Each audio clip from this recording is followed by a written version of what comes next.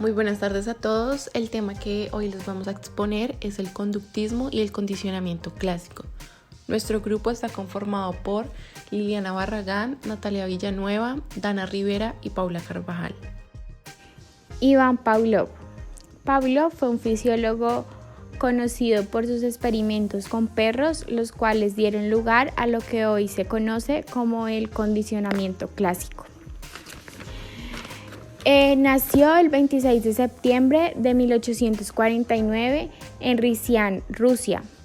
Dedicó su vida a la erudición y al descubrimiento. Su educación primaria la hizo en un seminario teológico, ya que tenía como objetivo dedicarse al servicio religioso porque su padre fue un sacerdote ortodoxo. Pero a sus 21 años sus intereses cambiaron e ingresó a la universidad, donde obtuvo el título en licenciatura. Luego se interesó por la química y la fisiología animal. En 1875, Pavlov ingresó a la Academia Imperial de Medicina y Cirugía para continuar sus estudios en fisiología. Luego, en 1862, recibió su título doctoral en investigación sobre los nervios eferentes del corazón. En 1888, descubrió los nervios que estimulan las secreciones digestivas del páncreas y allí lo galardonaron con el Premio Nobel en Fisiología. Antes del siglo XX, las dos posiciones dominantes de la psicología eran la del estructuralismo y el funcionalismo, las cuales su forma de estudiar el aprendizaje era mediante un método de introspección en donde se le pedía a las personas que miraran en su interior y describieran su mente y su pensamiento. Al momento de iniciar el nuevo siglo, este método fue criticado debido a su subjetividad y su carencia de rigor científico, debido a que les preocupaba que sin métodos de investigación objetivos no llegarían nunca a considerar la psicología como ciencia. Gracias a los aportes de Iván Pavlov, fue apareciendo una estrategia más objetiva para estudiar el aprendizaje que se caracterizaba en centrarse en los fenómenos observables, lo que quiere decir que prefirieron analizar la conducta, ya que es algo que puede verse con facilidad y describirse de manera objetiva. Gracias a todo esto fue que nació el movimiento conductista. La mayor parte de los conductistas se encuentran de acuerdo con los siguientes supuestos básicos sobre el aprendizaje. Primero, los procesos del aprendizaje se pueden estudiar con más objetividad cuando el análisis se centra en los estímulos y las respuestas. Esto quiere decir que los conductistas consideran que la manera de mantener objetividad necesaria es centrarse en que se pueda observar y medir con facilidad, siendo estos los estímulos del entorno y las respuestas que los organismos produzcan ante estos estímulos. De esta forma, los principios conductistas del aprendizaje serían describir la relación entre el estímulo y la respuesta. Segundo, los procesos internos quedan excluidos de los estudios científicos. Muchos conductistas consideran que dado de que no se puede observar y medir de manera directa los procesos internos, tales como los pensamientos, las motivaciones, las emociones, se deberían excluir estos organismos de la investigación. Los conductistas describen un organismo como una caja negra donde los estímulos se introducen en la caja y las respuestas salen de ella sin saber qué es lo que pasa dentro de la misma. Tercero, aprender supone un cambio en la conducta. Tradicionalmente los conductistas han definido el aprendizaje como un cambio en la conducta. Esto quiere decir que podemos identificar que ha ocurrido un aprendizaje solo cuando se ve reflejado en las acciones de las personas, y de esta misma forma se puede identificar que si no se produce ningún cambio en la conducta, posiblemente no se haya producido ningún aprendizaje. Cuarto, los organismos nacen como pizarras en blanco. De acuerdo a los instintos característicos de las especies, se puede decir de que no nacen predispuestos a comportarse de una manera determinada. Llegan al mundo como pizarras en blanco sobre las cuales van escribiendo secuencialmente las experiencias ambientales. Quinto y por último, el aprendizaje es el resultado de sucesos ambientales. Los conductistas, en vez de usar la palabra aprendizaje, prefieren usar condicionamiento, ya que es un organismo que está condicionado por los sucesos que ocurren en su entorno. El condicionamiento clásico, o también denominado condicionamiento pavloviano, es el mecanismo más sencillo por el que los organismos aprenden las relaciones entre ambos eventos. Es un proceso de sustitución de estímulos en el cual el estímulo que originariamente provocó la respuesta es reemplazado por otro nuevo antes neutral. Este tipo de aprendizaje implica respuestas automáticas o reflejas, no conductas voluntarias.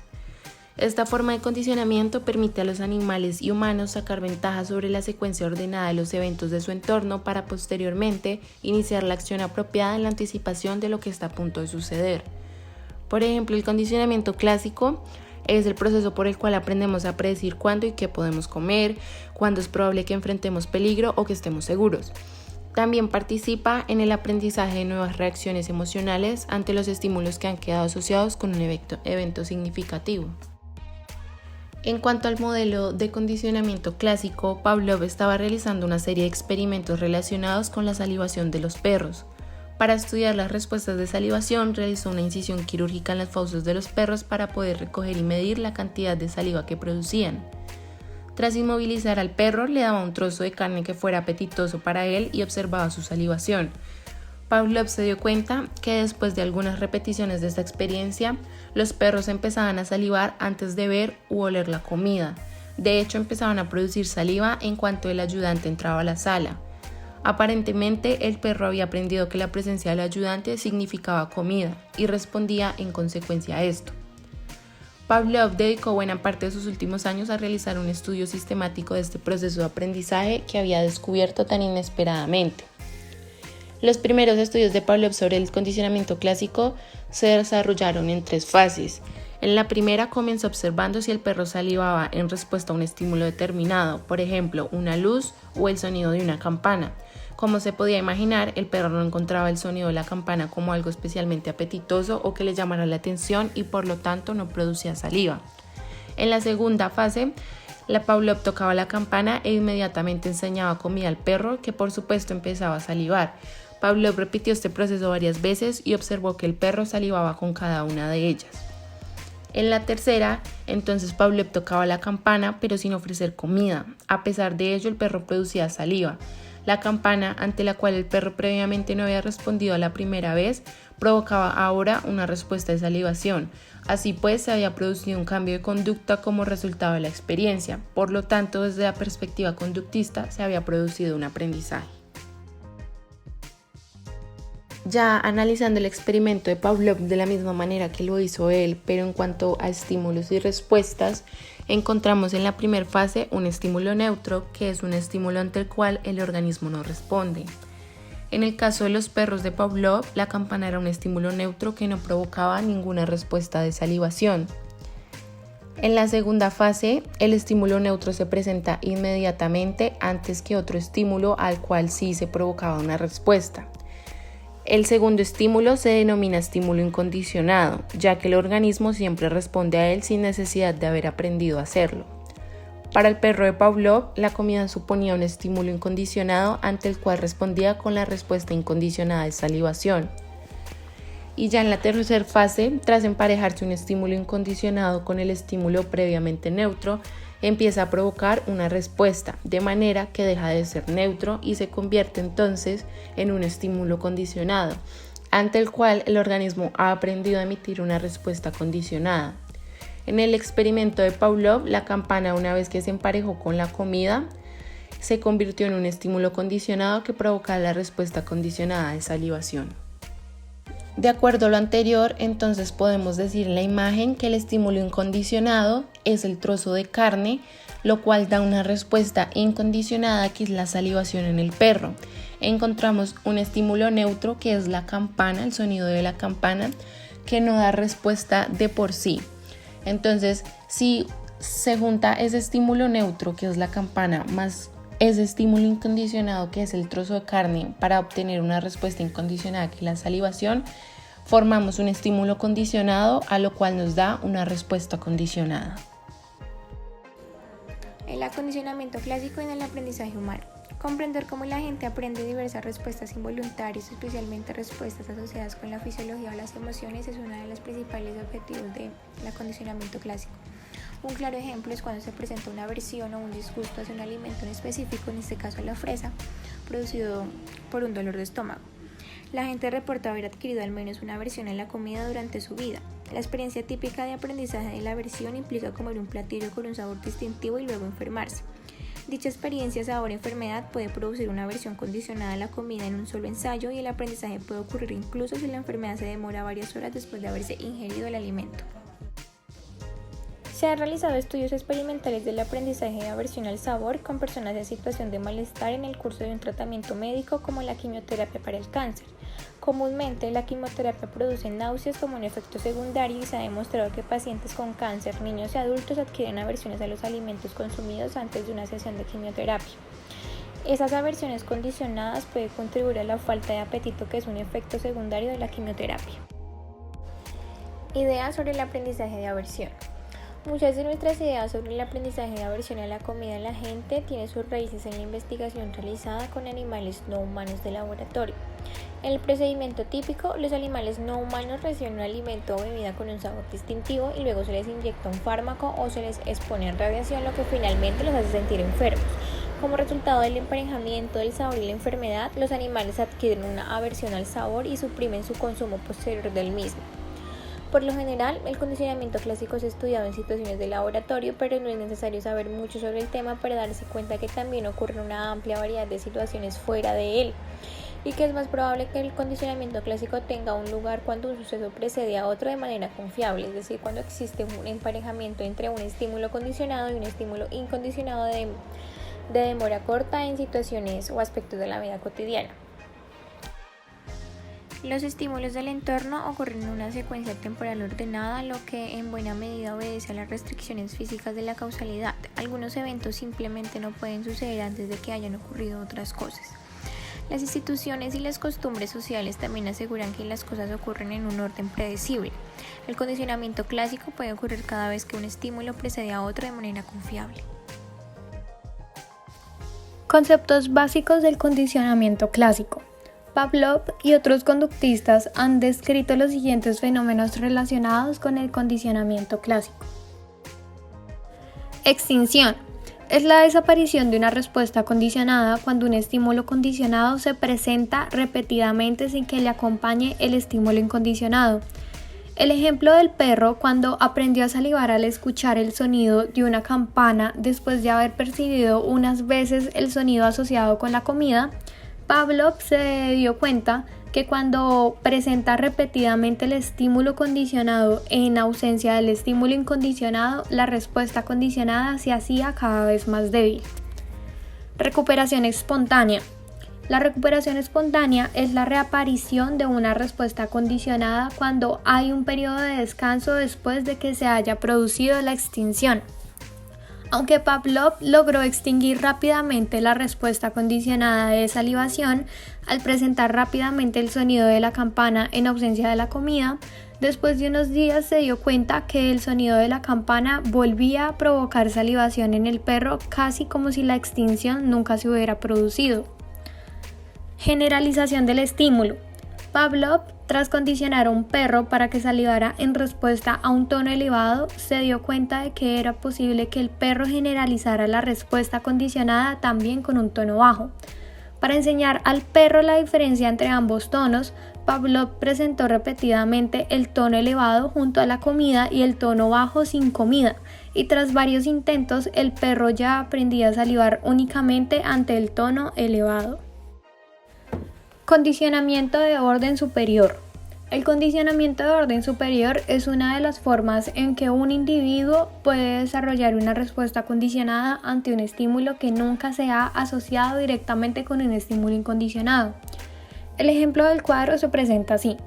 Cuando un perro ha sido condicionado para salivar ante el sonido de una campana y la campana ha sido posteriormente asociada con un estímulo neutro como un destello de luz, este estímulo puede llegar a provocar una respuesta de salivación incluso aunque nunca se haya asociado de manera directa con la comida.